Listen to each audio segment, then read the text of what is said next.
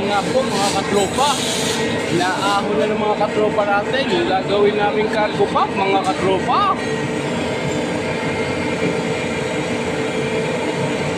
Para after lunch, titirahin na namin yan mga katropa. Para bago maghapon, tapos na. Napaklas na yan mga katropa.